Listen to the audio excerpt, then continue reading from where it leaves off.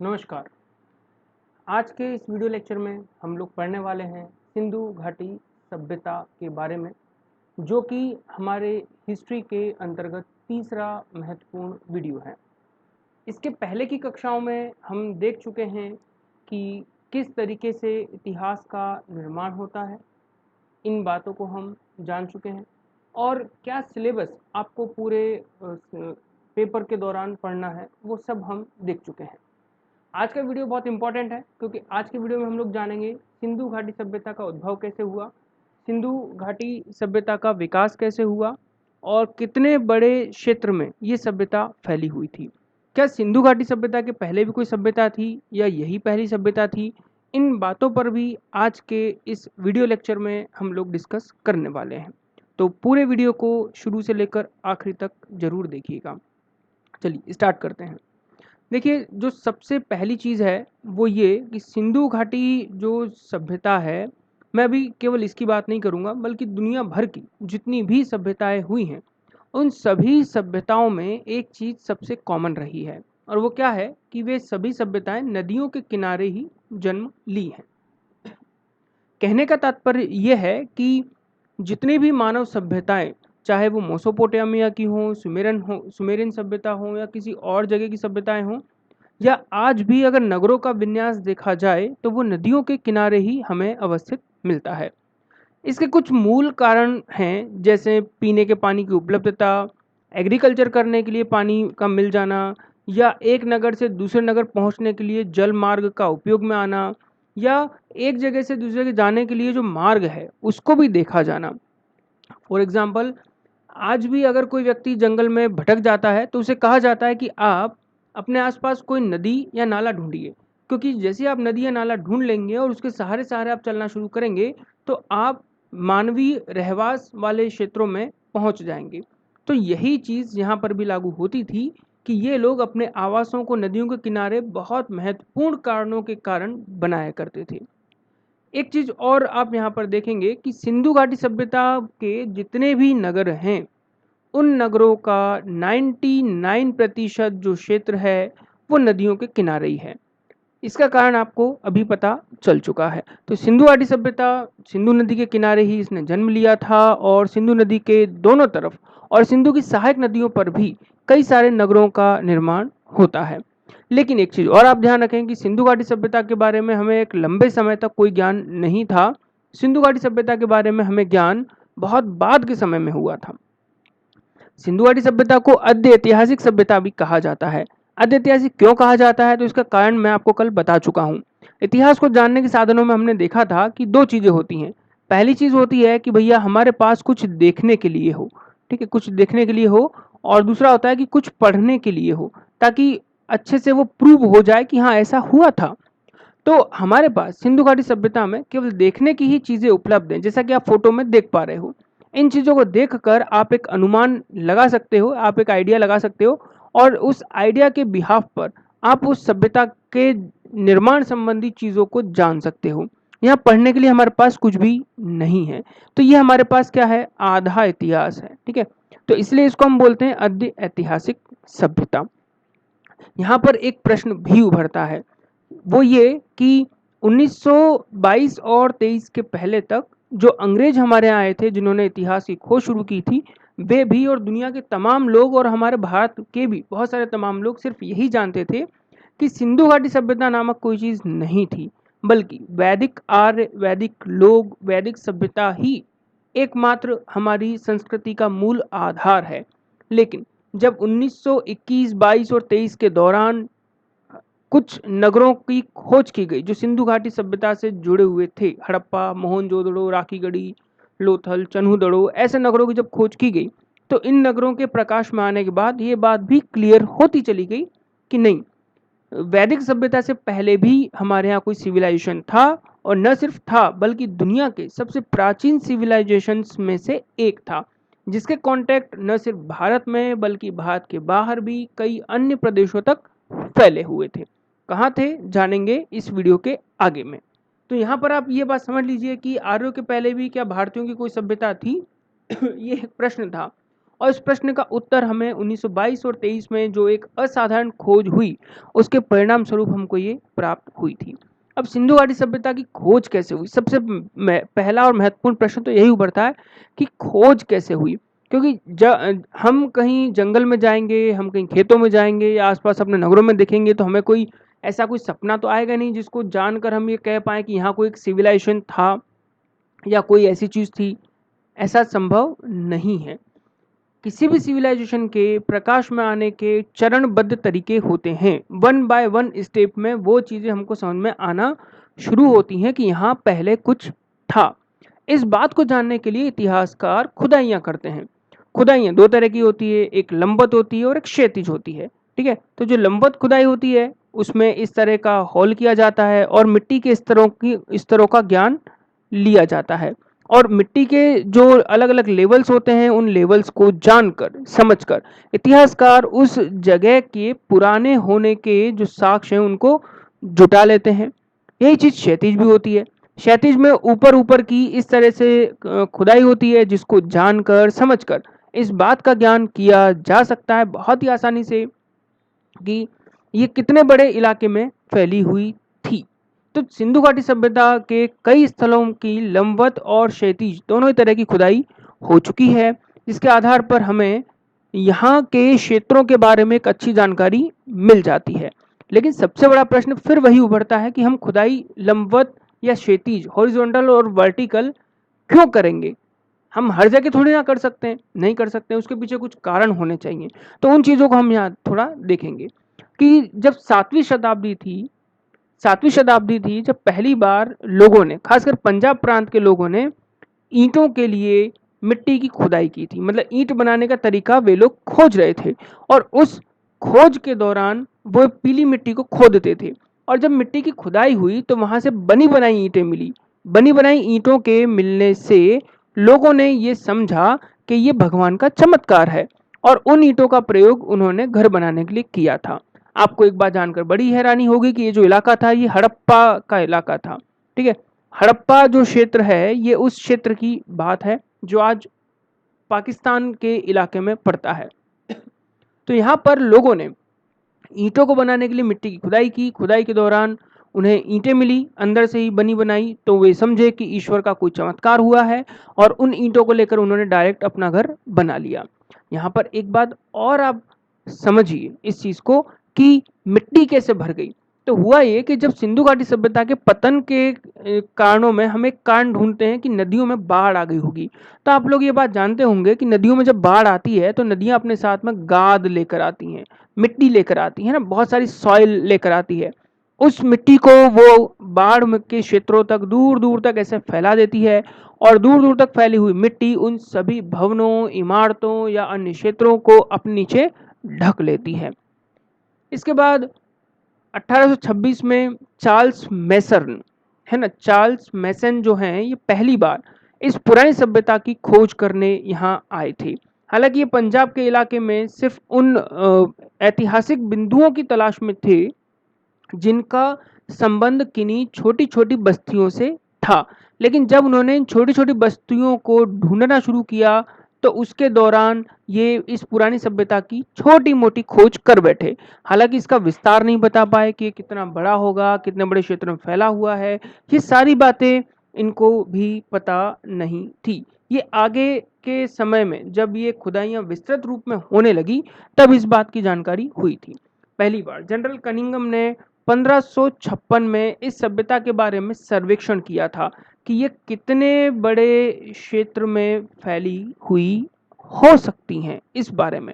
इसके बाद 1556 में ही कराची से लाहौर के बीच रेलवे लाइन का काम चल रहा था। काम कर रहे थे बर्टन बंधु, यानी दो भाई थे जो रेलवे में इंजीनियर थे, बर्टन के नाम से जाने जाते थे।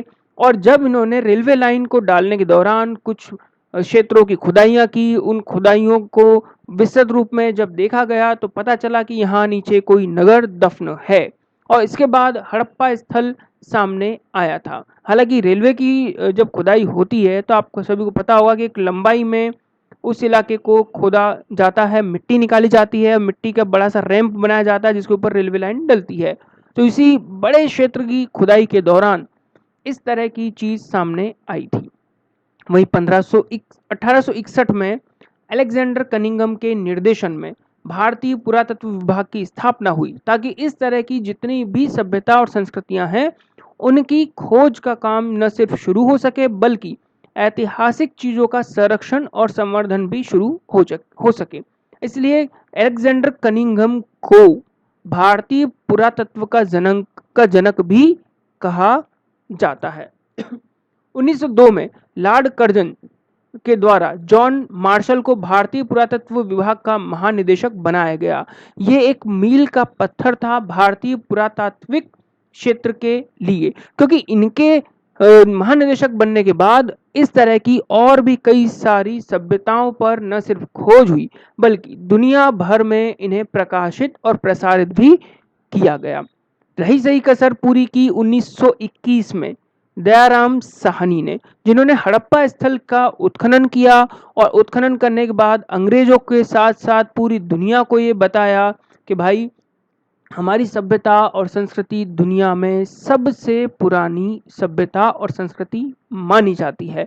हालांकि सिंधु घाटी सभ्यता के प्रकाश में आने के पूर्व पूरी दुनिया और यहाँ तक कि अंग्रेज भी केवल इस बात को मानते थे कि भारतीय लोग निकृष्ट हैं, इनकी कोई पुरानी सभ्यता या संस्कृति नहीं रही है और ये लोग वेल सिविलाइज्ड नहीं हैं।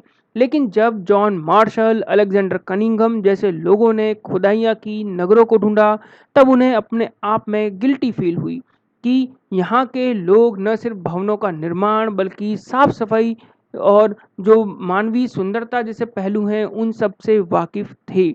इस समय तक एक बहुत अच्छी बात मैं आपको बताता हूँ कि इस समय तक यानी 1961 तक के समय में लंदन और पेरिस तक के नगरों में भी साफ सफाई के लिए नालियां और नाले नहीं बने थे। वे आज के भारत के कोई छोटे नगर की भांति हुआ करते थे। तो ये उनके लिए एक तरह की गिल्टी वाली बात थी, एक शर्म की बात थी कि हमारे यहाँ भी इतनी वेल सिविलाइज्ड लोग नहीं हैं, कोई सिविलाइजेशन नहीं है। तो सिंधु घाटी सभ्यता भारत के लोगों के लिए एक बहुत मील का पत्थर साबित हुई। कितने बड़े इलाके में फैली थी या क्या इसका मैप है, तो आप यहाँ देख सकते हैं कि आधुनिक पाकिस्तान है ये, ठीक है, ये यहाँ पर अफगानिस्तान है, यहाँ पर आपका ईरान है और ये आपका भारत है। यहाँ पर आप देखेंगे कि ये है सुतकेंगेडोर, ठीक है, ये आप याद रखिए, ये है सुतकेंगेडोर। और ठीक है, एक बार फिर से मैं बता रहा हूँ, ये जो सीमा है यहाँ से ये अरब सागर है, याद रखेंगे। ये यहाँ पर ये लास्ट सीमा है, ये पाकिस्तान वाला इलाका है, ये ईरान वाला इलाका है, ये अफगानिस्तान है, ये आपका पूरा पाकिस्तान का इलाका है, ये पूरी सीमा बनी हुई है और यहाँ पर आपको भारत दिखेगा। तो आप देखिए कि यहाँ पर एक ये हाँ एक चीज़ और कि ऊपर की तरफ जो है वो है नॉर्थ, है ना, नॉर्थ है, और यहाँ पर ये आपका वेस्ट है, ये आपका ईस्ट है और ये साउथ है। तो यहाँ आप देखेंगे कि सबसे वेस्ट या वेस्टर्न जो इलाका है, जो पश्चिमी इलाका है, वो है आपका सुतकेंगेडोर। यहाँ पर आप देख सकते हैं ये है मोहनजोदड़ो, ये मोहनजोदड़ो है, ये आमरी है, ये बालाकोट है, यहाँ पर चन्हुदड़ो है जो एक व्यापारिक नगर है, ये धोलावीरा गुजरात में, नागेश्वर ये प्रसिद्ध ज्योतिर्लिंग भी है, ये साबरमती नदी है, लोथल भोगवा नदी किनारे, रंगपुर है, ये माही नदी है, नर्मदा बह रही यहाँ चंबल है, यहाँ ये कालीबंगन राजस्थान में, बनावली हरियाणा, राखीगढ़ी, मीताथल, ये मांडा, मांडा जो है ये जम्मू और कश्मीर में है, ठीक है। और यहाँ आप नदियों को देख सकते हैं कि झेलम, चेनाब, रावी, इन रावी के किनारे ये रहा हड़प्पा, ये हड़प्पा आपको दिख गया होगा, ये सतलज नदी है और ये सिंधु नदी है, ठीक है। और सिंध का ये पूरा इलाका है, ये पूरा जो इलाका है ना ये सिंध का है, ये पूरा इलाका जो है ये पंजाब का है, ये पंजाब का इलाका है, ये आपका सिंध का इलाका है, ठीक है। तो आप देख पा रहे होंगे कि एक बहुत बड़े क्षेत्र में ये सभ्यता फैली हुई थी। आगे बताएंगे कितने बड़े क्षेत्र में फैली हुई थी। एनसीईआरटी की जो 12th की बुक आती है उसमें ये फोटो दिया हुआ है। चलिए अब सबसे बड़ा समय आता है कि ये किस ईयर में या कब थी, तो इसका काल निर्धारण हम लोग देखते हैं। तो देखिए मैं एक बात आपको बता दूं कि सिंधु घाटी सभ्यता के जो चीज़ें हमको प्राप्त हुई हैं, जिनके आधार पर हम सिंधु घाटी सभ्यता का इतिहास यानी हिस्ट्री को हम बनाते हैं, तो उसको उसमें जो चीज़ें हमको मिली हैं वो वेल डेवलप्ड हैं, पूरी तरह से विकसित चीज़ें हमको मिली हैं। तो यहाँ पर एक अंदाज़ा ये लगता है कि ये इस समय जब ये डेवलप्ड थे तो इनको डेवलप होने में कुछ टाइम लगा होगा। तो उन सारी चीज़ों पर जो इतिहासकार हैं उन्होंने बहुत जोर देकर देखा, बारीकी से समझा और उसके आधार पर अपने अपने जो महत्वपूर्ण विचार हैं उनको लोगों के सामने प्रस्तुत किया है।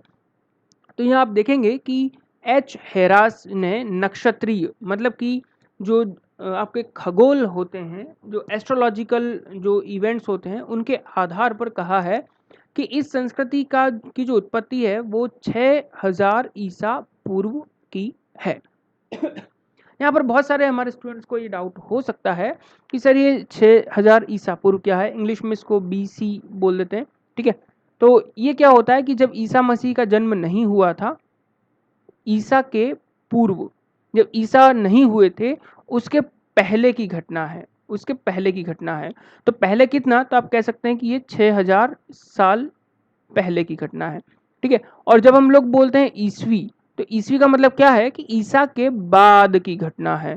किसकी घटना है? ईसा के बाद की घटना है। जैसे अभी चल रहा है 2000 मान लो कि 20 चल रहा है ना, 2020 चल रहा है, तो आप देखेंगे कि 6000 प्लस 2020, तो आप ये पूरा टोटल निकालेंगे तो लगभग 8020 साल पुरानी घटना कही जाएगी। आप मेरी बात से सहमत होंगे, ठीक है।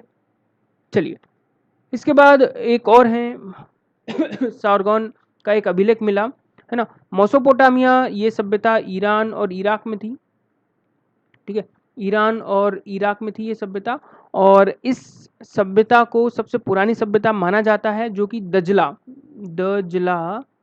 और फरात नदी के किनारे पर है, जिसको आजकल हम लोग टिर्गिस नदी कहते हैं, ठीक है। तो मेसोपोटामिया में एक सरगान एक शासक हुए थे, और इनका एक अभिलेख हमको मिला है 2350 ईसा पूर्व, है ना, BC का हमको एक अभिलेख मिला है जिसमें वो अपने आप को पूरी कायनात का राजा कहते हैं और फिर से अपने क्षेत्र को विकसित करना शुरू करते हैं। तो उनके आधार पर हम कह सकते हैं कि इसकी जो समयावधि है वो लगभग इतनी होगी, है ना। मतलब कि इसकी जो समयावधि है सभ्यता की वो 3250 ईसा पूर्व से लेकर 2750 ईसा पूर्व के आसपास की होगी। वहीं जॉन मार्शल एक इतिहासकार हैं जो कहते हैं कि लगभग ये काल इसका रहा होगा, जो कि मेसोपोटामिया के साक्ष्यों से सिद्ध होती है, क्योंकि मेसोपोटामिया के साथ जो सिंधु घाटी सभ्यता के लोग हैं इनका व्यापारिक जो रिश्ते हैं वे बने हुए थे। वहीं अर्नेस्ट मैकेक बोलते हैं कि नहीं, ये तो 2800 से 2500 ईसा पूर्व के आसपास की थी। वहीं पर माधव स्वरूप वत्स जो एक भारतीय इतिहासकार हैं वो इसकी समयावधि को 3500 से लेकर 2700 ईसा पूर्व की मानते हैं। और CJ जो गेड़ हैं ये 2300 से लेकर 1750 ईसा पूर्व की इस सभ्यता को मानते हैं। वहीं मांटिसर व्हीलर कहते हैं कि ये तो 2500 से लेकर 1500 ईसा पूर्व के समय की कोई घटना रही होगी। तो वहीं फेयर सर्विस कहते हैं कि ये 2000 से लेकर 1500 ईसा पूर्व की रही होंगी, ठीक है। लेकिन जब हम कार्बन रेडियो पद्धति निकालते हैं तो उसके आधार पर इस पूरी सभ्यता का विकसित समय जो है वो 2350 ईसा पूर्व से लेकर 1750 ईसा पूर्व का माना जाता है। ये वैज्ञानिक आधार पर है। किसके आधार पर है? वैज्ञानिक आधार पर है। तो यहाँ पर आप ये समझ लेंगे कि कार्बन C14 C12 जो प्रोसेस होती हैं उनके बिहाफ पर इस चीज़ को हम साइंटिफिकली प्रूव कर चुके हैं। तो हम भी फिर इसी आधार को मानकर चलते हैं। एक चीज़ यहाँ पर आप समझ लीजिए कि जितनी भी आपकी सिविल सर्विसेज की एग्जाम्स होती हैं उनमें खासकर प्री एग्जाम में इस तरह के क्वेश्चन बनते हैं कि किस के माध्यम से या कौन कितने समय तक इस सभ्यता का समय मानता है, ठीक है। चलिए, अब एक सबसे बड़ी चीज़ कि इसका नाम क्या है, हम किस आधार पर इसका नाम कहते हैं। देखिए, यहाँ पर आप पूरा मैप देख रहे हैं, मैप में आपको इंडस नदी दिख रही होगी, सिंधु नदी है ये। सिंधु नदी यहाँ से मतलब चीन द्वारा ऑक्यूपाइड जो तिब्बत है ना, वहाँ से मानसरोवर झील के निकट से निकलती है और भारत के जम्मू कश्मीर लद्दाख से होते हुए ये पाकिस्तान में बहती है। और इसका सहयोग करने के लिए 5 नदियां हैं, है ना। कौन कौन सी? तो ये है झेलम, चेनाब, ब्यास, रावी और सतलुज, ये 5 नदियां हैं और ये पांचों नदियां मिलकर सतलुज नदी में बहती हैं, उसमें मिलती हैं। यहाँ पर एक बात और आप समझेंगे कि जितनी भी बड़ी सभ्यता है ये पूरी सभ्यता इन्हीं 6 नदियों के आसपास आपको दिखाई देगी। तो जाहिर सी बात है कि इसका नामकरण इसी आधार पर होना चाहिए। तो कई सारे लोग कहते हैं कि हड़प्पा सभ्यता है।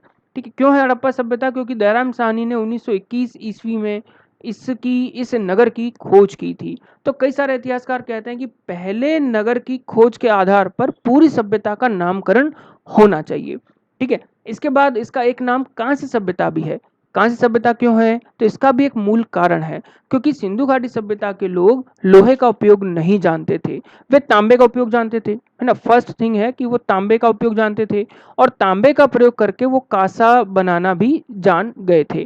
तांबा जो है एक सॉफ्ट मेटल होती है और सॉफ्ट मेटल का यूज हम एग्रीकल्चर में नहीं कर सकते हैं, क्योंकि एग्रीकल्चर में हमको फसलों की कटाई करनी होती है, खेतों की जुताई करनी होती है और भी बहुत सारी चीजें उसमें होती हैं। तो तांबा सक्सेस नहीं होता है, तो तांबे का यूज करके एग्रीकल्चर संभव नहीं था और एग्रीकल्चर के ऊपर ही पूरी सभ्यता डिपेंड थी। तो उन लोगों ने कांसे को जो है जन्म दिया तांबे का उपयोग करके। तो इस आधार पर भी इसे कांस्य सभ्यता कहा जाना उचित हो सकता है। बहुत सी बार प्री एग्जाम्स में क्वेश्चन आया है कि सिंधु घाटी सभ्यता के लोग किस धातु का बहुतायत प्रयोग करते थे, मैक्सिमम यूज करते थे, तो वो थी कांसा। ठीक है, तो कांस्य सभ्यता भी कहते हैं। इसके बाद इसका एक नाम सिंधु घाटी सभ्यता भी कहा जाता है। क्यों कहा जाता है? क्योंकि इस पूरी सभ्यता के जो नगर हैं, मैक्सिमम जो नगर हैं, सिटीज हैं, वे सिंधु नदी के क्षेत्र में फली फूली हैं। सिंधु और उसके जो 5 सहायक नदी हैं उन्हीं के किनारे पर मैक्सिमम एरिया इसका पड़ता है। तो वहीं इसे सिंधु सरस्वती संपदा भी कहा जाता है। सरस्वती जो है एक ओल्ड जो रिवर है, पुराने टाइम की एक रिवर है जो हरियाणा से होकर और राजस्थान से होकर सिंध प्रांत जहां खत्म होता है वहां अरब सागर में गिरा करती थी। तो इस आधार पर जब सिंधु और सरस्वती नदी की कल्पना की जाती है तो उसके बीच का इलाका ये होता है। तो इस बीच के इलाके के होने के कारण इसे सिंधु सरस्वती संपदा भी कहते हैं। लेकिन फाइनली हम किस नाम से जाने? 4 नाम हमारे पास हैं, तो इसके लिए सबसे उपयुक्त नाम जो है वो सिंधु घाटी सभ्यता कहा जाता है। क्यों? क्योंकि सिंधु और उसकी सहायक नदियों के एक बहुत बड़े एरिया में ये फली फूली थी।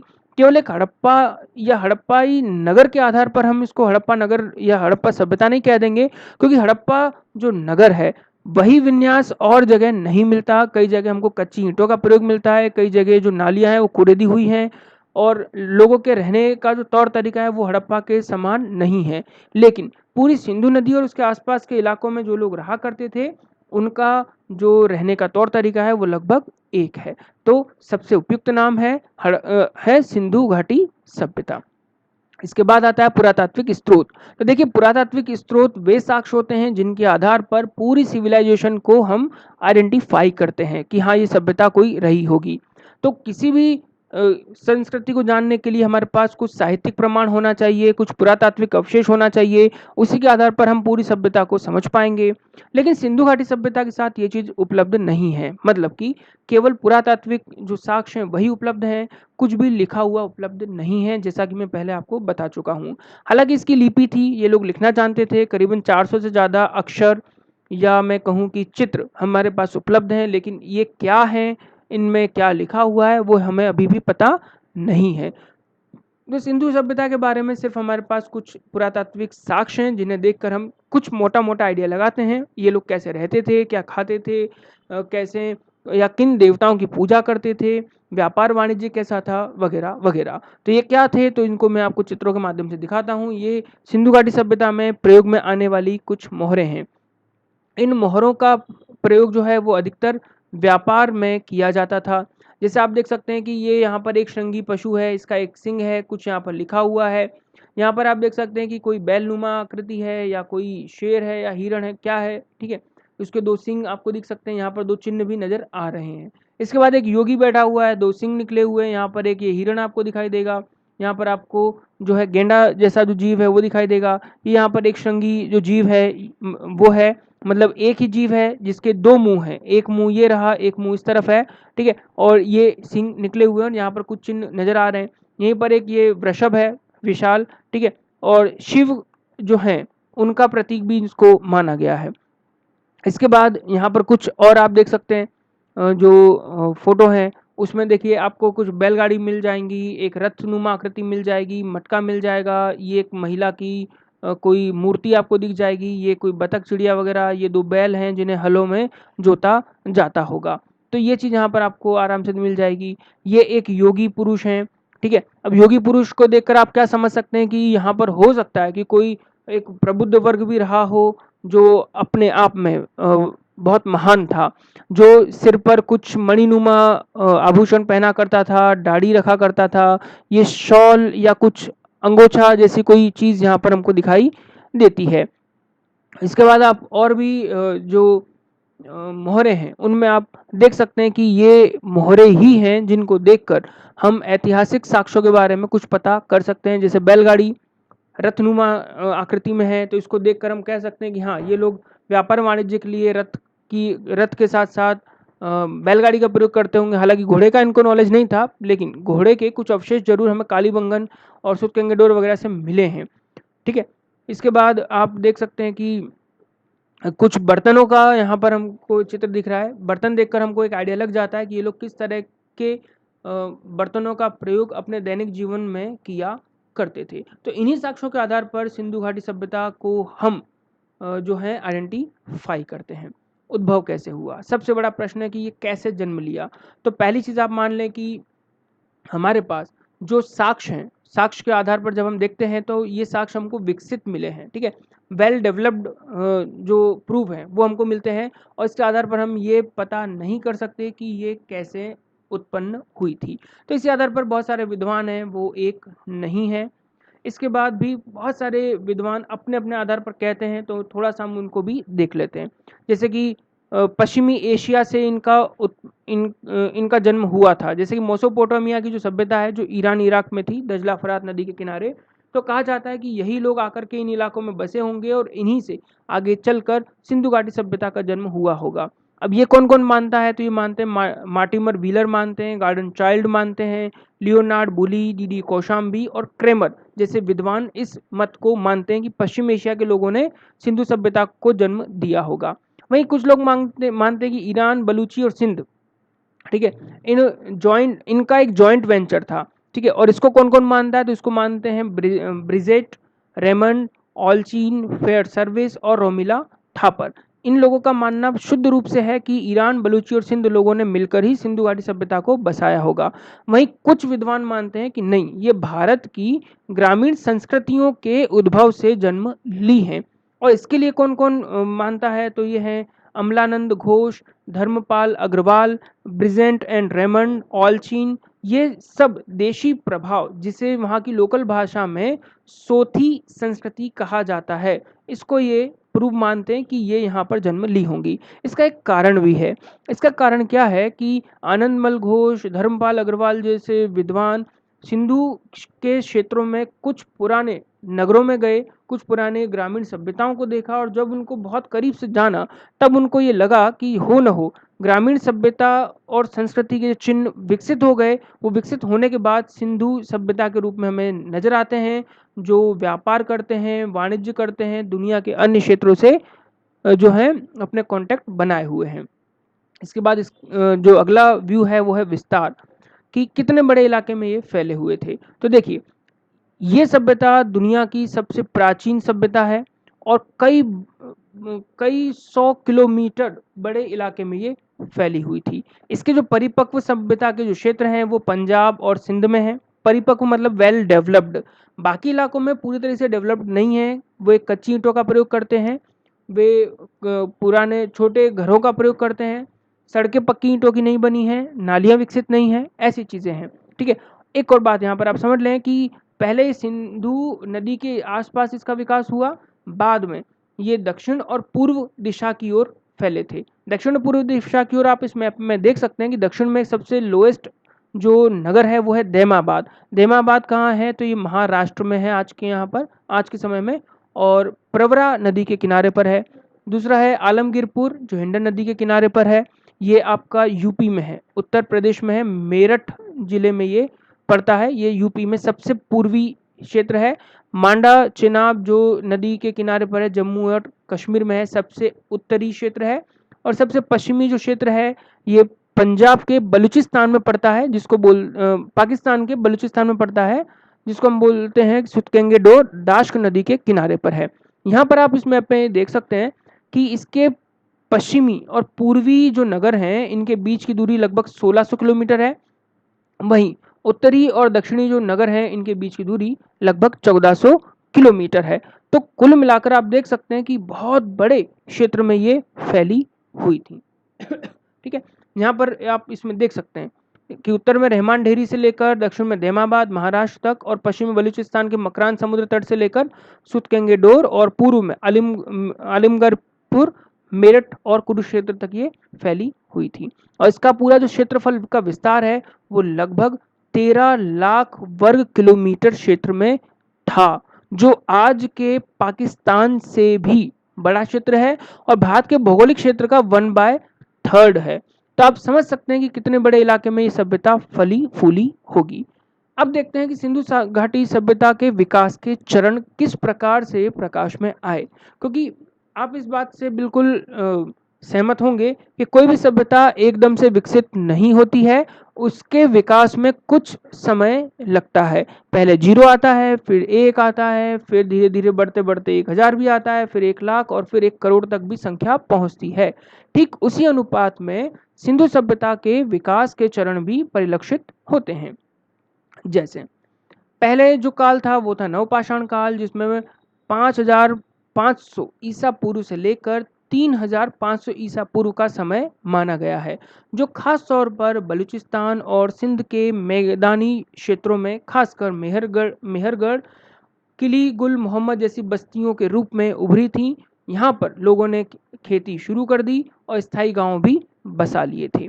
इसके बाद पूर्व हड़प्पा काल आया, जिसमें 3500 से लेकर 2600 ईसा पूर्व का समय माना गया, जिसमें सिंधु सभ्यता के लोग तांबा, चौक, जिसके ऊपर बर्तन बनाए जाने लगे, मटके वगैरह, उसको चौक बोलते हैं। इसके बाद हल खेती के प्रयोग के लिए उपयोग शुरू किया और अन्नगारों का भी प्रयोग यहाँ पर शुरू हुआ था। ऊंची ऊंची दीवारें बनाई गई। सुदूर व्यापार की शुरुआत भी पूर्व हड़प्पा काल में हो चुकी थी। लेकिन जो तीसरा काल है, जिसको हम पूर्व विकसित हड़प्पा युग के रूप में मानते हैं, वो खास तौर पर 2600 ईसा पूर्व से लेकर 1800 ईसा पूर्व का ही माना गया है, जिसमें सिंधु घाटी सभ्यता के लोग वेल डेवलप्ड हो गए और बहुत बड़े इलाके में ये फैल गए थे। तो इसमें क्या क्या बिंदु हैं? तो पहली चीज है कि ये लगभग 13 लाख वर्ग किलोमीटर के क्षेत्र में फैले हुए थे। ये पूर्व से पश्चिम तक लगभग 1600 किलोमीटर के इलाके में फैले हुए थे। सबसे पश्चिमी जो नगर था वो सुतकेंगेडोर था, सबसे पूर्वी नगर था आलमगीरपुर था, और उत्तर से दक्षिण की ओर जो दूरी है दो नगरों के बीच वो लगभग 1400 किलोमीटर थी, जिसमें सबसे उत्तरी जो नगर है वो मांडा और दक्षिणी नगर देमाबाद है। एक चीज़ और मैं आपको यहाँ पे बताते चलूँ कि कई बार जो प्रीलिम्स एग्जाम्स होती हैं उनमें इसके ऊपर क्वेश्चन भी आ चुके हैं कि सिंधु घाटी सभ्यता का सबसे उत्तरी नगर कौन सा था, सबसे पश्चिमी नगर कौन सा था, सबसे पूर्वी और सबसे दक्षिणी, और कई बार तो क्रम में भी ये क्वेश्चन पूछा जा चुका है। आज के समय में हमारे पास हड़प्पा सभ्यता को लेकर लगभग 1400 से ज़्यादा स्थल प्रकाश में आ चुके हैं, हमें पता चल चुका है। लेकिन इनमें से 6 से 7 ही ऐसे स्थल हैं जिन्हें नगर या महानगर का दर्जा हम देते हैं।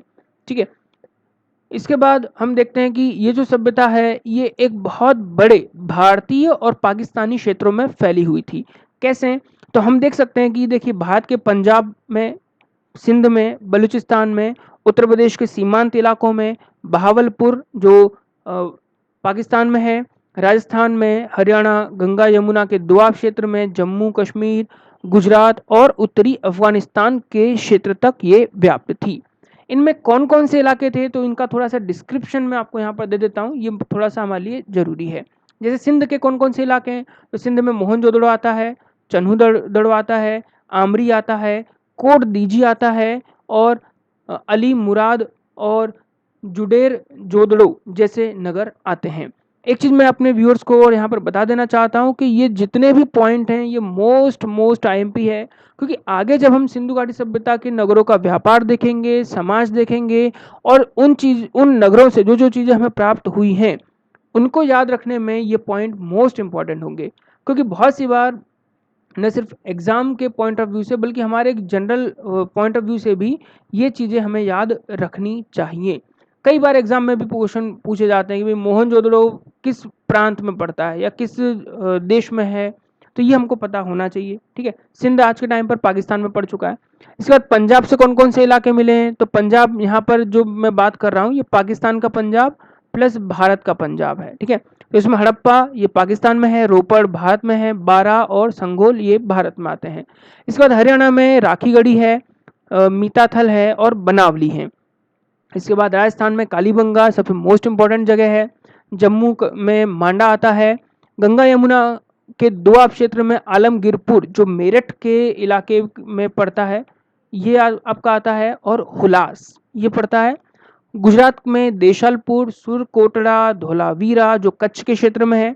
वहीं कठियावाड़ में जो पड़ते हैं वो है रंगपुर, रोजदी, लोथल, मालवण जिसको सूरत के इलाके में कहते हैं, और भगवत रव ये इलाके गुजरात में आते हैं। बलूचिस्तान में सुतकेंगेडोर आता है, सुत का कोह आता है, बालाकोट आता है, डाबरकोट आता है और राणा गुंड आता है, ये बलूचिस्तान में है। वहीं जो बहावलपुर है, बहावलपुर जो कि पाकिस्तान में है, यहाँ पर आपका कुंडवाला थेर नामक क्षेत्र फैला हुआ है। वहीं अफगानिस्तान में एकमात्र क्षेत्र है जिसको बोलते हैं शुरतुघई, शुरतुघई ये आप याद रखिएगा, काबुल नदी के किनारे पर है। ये एग्जाम के पॉइंट ऑफ व्यू से इंपॉर्टेंट है। वहीं गोमल नदी घाटी में एक है जो जम्मू कश्मीर में पड़ता है, रहमान ढेरी है ना, रहमान ढेरी, इसको आप याद रखेंगे। इसका आप स्क्रीनशॉट भी ले लीजिए कि ये बहुत इंपॉर्टेंट है एग्जाम के पॉइंट ऑफ व्यू से। मैप में आप देख सकते हैं ये आपका राजस्थान है, ये आपका पंजाब है, ये हरियाणा है, ये आपका गुजरात का इलाका है, यहाँ पर आपका सिंध का इलाका है पाकिस्तान में, ये पाकिस्तान का पंजाब है, और यहाँ पर जो अफगानिस्तान है वो इलाका पड़ता है, ये जम्मू और कश्मीर है। तो आशा करता हूँ कि आपको आज का जो ये वीडियो है ये पूरा समझ में आया होगा। इसमें मैंने आपको सिंधु घाटी सभ्यता से जुड़े हुए जितने भी महत्वपूर्ण फैक्ट स्टार्टिंग में है, एक भूमिका है, वो मैंने डिस्कस की है, ठीक है। चलिए बहुत बहुत धन्यवाद आप सभी का वीडियो को देखने के लिए। आप इस वीडियो को हमारे साथ यूट्यूब पर भी देख सकते हैं और हमारी वेबसाइट PSC अड्डा पर भी आप देख सकते हैं। इसी के साथ आप हमें फॉलो कर सकते हैं फेसबुक पर, ट्विटर पर, यूट्यूब पर, इंस्टाग्राम पर और व्हाट्सएप पर भी आप हमें फॉलो कर सकते हैं, ठीक है। चलिए बहुत बहुत धन्यवाद आप सभी का।